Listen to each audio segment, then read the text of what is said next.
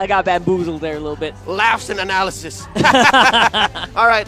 So, again, I asked the question, I answered it as well. The Faramis will protect the carry. And laning-wise, this asks a very interesting question. How did we miss that? I missed it as well. We overthought it. We read between the lines. Goodness, all right. And we missed the obvious. There's that white-haired little boy. Still a good pick. Again. It is. I can't get used to it getting banned out on first phase. Yeah. I'm sorry. Yeah, well, Blacks International, they're playing to their comforts, which is explained by the lower numbers on their lineup rating and their counter index. If anything, they get countered clean by Falcons AP Brent. It does feel like it. Overall, the team fighting for Falcons AP Brent is through the roof, especially with the Faramis Netherrealm. So the carry can just stay close to get out. Kachai should be fine as well. Stay close a few. And it's going to be tricky for Blacklist to eke one out here, unless they really take full control of the map. Key battle spells on these heroes. Take note, ladies and gentlemen, as we throw into the bout, it's Ingan and Naisu calling the action. And thanks so much, Rockhart Leo. Break it down, laughing and analysis. Us two here on the desk. Sometimes you just gotta go with what works. Welcome to the game number 1. First match of the day here, playoffs day number 2. Fcap versus Blacklist International. What we saw yesterday, man, very impressive from Blacklist. I think a lot of people, if you guys missed it, they performed out of their minds. Ingan, how are we feeling about the lineups here? You know, I gotta agree with the panel again. It's hard to execute what Blacklist is up to, especially when Super Marco, the bulletproof. We all know in terms of KDA, Super Marco's up to par when it comes to KDA with Haji, because he's bulletproof, but at the same time, he can dish out the damage. But Lord James going right after Flapteasy early on, forcing Blacklist to engage there. They want to go for an early kill as Oga trying to protect Flapteasy with a Revitalize, though they might bring him down. He has to flicker out, and Lord JM's aggression will pay off. They will get the first blood. Already, you know?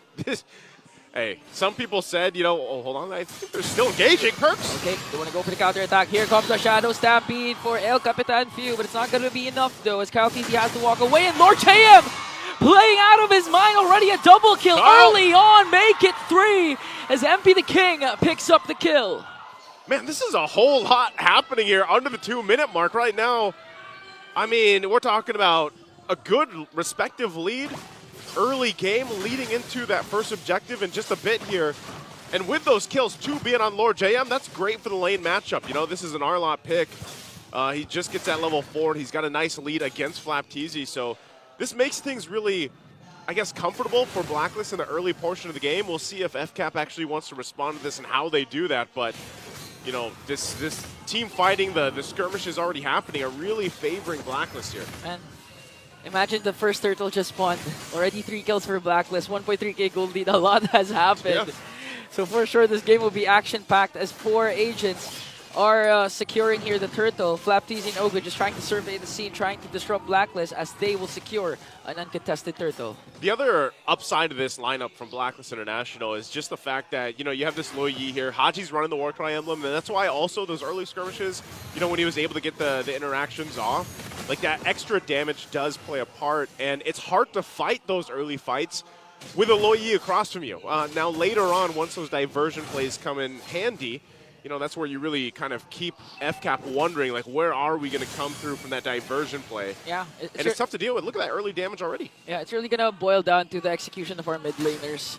Haji and Few, they have at least the most important ultimates for their respective teams. Few with the Netherrealm, Haji with the diversion. And we've seen, oh, wait a minute, okay, they want to go for more Blacklist, forcing Ogwe to cast that AOG. And going back to my point, remember the time when Haji and MP the King paired up the Louis with the Hayabusa, and they were just going crazy with the macro?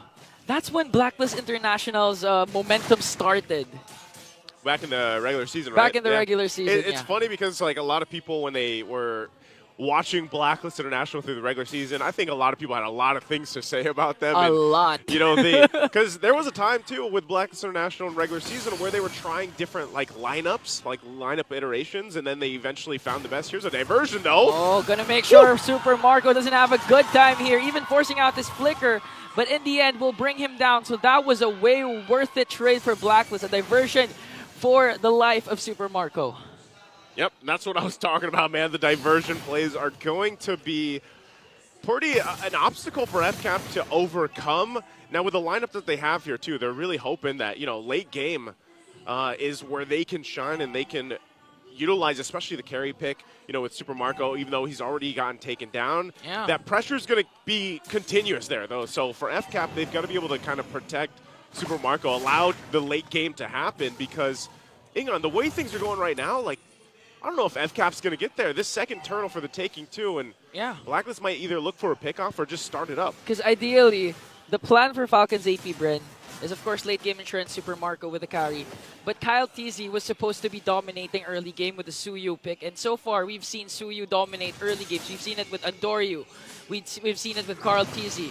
So far, not a good start for Falcons AP Bren because of the unexpected aggression Blacklist is showing as MP the King and the rest of Blacklist works on Flap TZ and Ogwin once again as they will bring him down. Flap TZ has to go with the split. Perks pops his Revitalize. Okay, now Flap TZ still working on Lord JM. Perks goes in with a glorious pathway with MP the King as well. Flap TZ quite tanky, but will he be able to sustain it? Here comes the Nether Realm, but they're just gonna break it right away, bringing down two. MP is still alive. Few is the next target, and look at Lord JM. 5-0-2.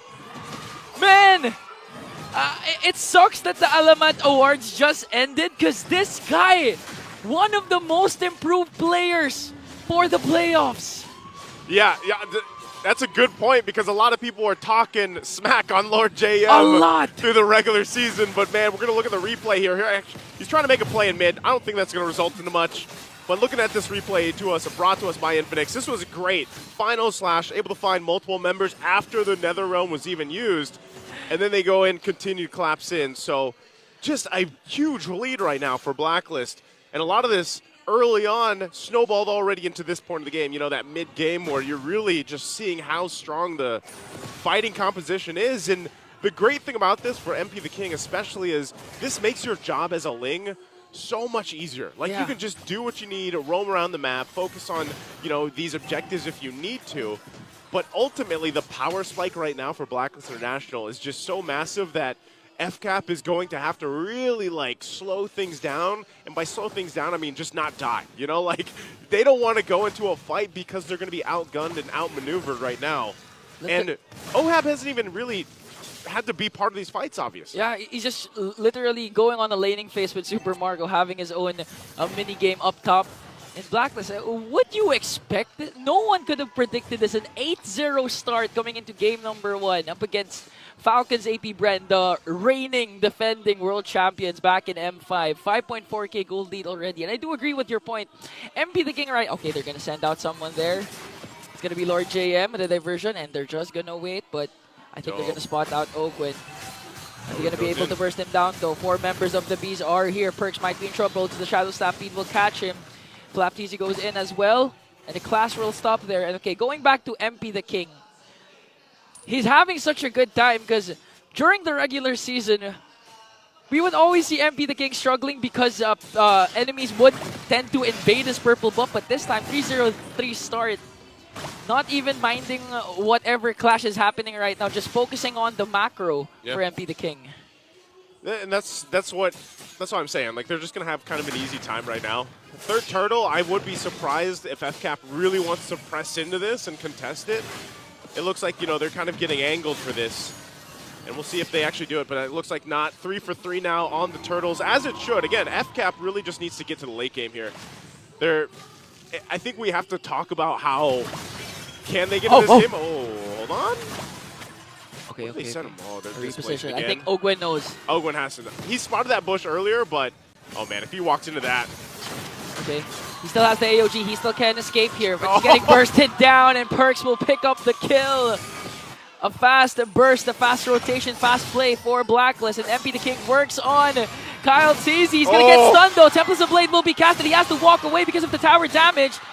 Kyle TZ pops his 3rd skill. He's chasing after him. Super Marco as well, but MP the King will remain alive. Oh, wait. Hold on. Wait, go to the bottom lane, please. Can I see? Okay. He got out. MP the King got out. MP's fine. Blacklist goes and swings it forward, gets a turret up top. Tier 2 now down there. Just OHEB having the gold lane experience, pretty much doing what he wants to do. Farms up. He hasn't really even shown just yet, but look at this. He's already got the Feather of Heaven, Starlium Scythe locked in, working next on the third item. Most likely Holy Crystal. He's got a little defense physically. Hold on, mid lane. Okay, we're going to watch for Lord JM. Okay, Final Slash goes in, as well as the Glorious Pathway Netherrealm will be casted, but look at the damage coming in from Blacklist. They're going to bring down two. They don't have minions though, so they have to wait for it before they take down the mid lane turret, and Lord JM again, literally playing out of his mind. A 505 KDA. He's not part of just one kill all throughout Blacklist initiation. This is just nearly, for Blacklist in game one, this is basically a perfect game for them. You know, there's been no like window for Fcap really to respond. Now you can see, I was just saying that he was going to pick up the Holy Crystal. He gets it at almost or under the 10-minute mark. You know, with Oheb getting those last two kills, this is a great moment for them to get this Lord and possibly get multiple base turrets down, because I just think if Fcap even tries to defend with this lineup, they've got a Netherrealm, but it's going to be worked on so quickly because of the economic advantage and items and power that Blacklist has. So this is a free Lord for them. Fcap will have to pull something through to get an amazing defense, but it's going to be so difficult. Kyle Teasy picking up a Sky Piercer here too. Okay. Yeah, very, very interesting, right? They don't have any kills on the board. He picks up a Sky Piercer, wants to just get one of the items that he can, but they're going to try to hold this down. Lord JM, as tanky as can be on this R-Lot, now picking up Radiant Armor. But he's been pumping out the damage, too. And that final slash, especially when the Netherrealm is popped, has been a crutch for Fcap to deal with. So right now they try to hold down these turrets. But they're going to have to wait for this Lord to march in. Diversion again, where they go. Oh, they're going to catch Kyle Teasy! Instantaneously bursts him down! The timing. Haji instincts ever since day number 1 has been phenomenal. We're gonna forget what he did game 3 against Omega, casting a skill with the Aurora onto that brush. That's why they found out where the diversion was and eventually swept Omega, and now the Lord is marching in. Lord JM catches 3 as the Lord is still there. They're gonna bring down 2. Next one, Flap. Ogwin manages to escape from the AOG, but they have to defend the push because 5 members of the agents are here with the Lord. Might be able to take game 1 as they bring down Marco. Kyle Teasy alone, and Blacklist will win game 1. And ladies and gentlemen, this is Playoffs Blacklist. That was about as a best of a game you could get with the lineup that they had, the way they moved, the way they showed up as a team here. Just an absolute stomp in game 1. The legacy of Blacklist continues to write some more memories as they take a phenomenal game 1 against the defending champions of M5. Man, oh man, let's throw it over to the panel here to see what they have to say about game 1. Something about Blacklist in the Season 14 playoffs makes everyone look inadequate. I'm going to use that word. I'm going to use the word dumbfounded. I think people are becoming dumbfounded here. That's one way to put it. Right? The teams are fighting them like, wait, what do I do? What? Congratulations to our MVP, Lord JM. Minute -1. He was on fire, and he started strong.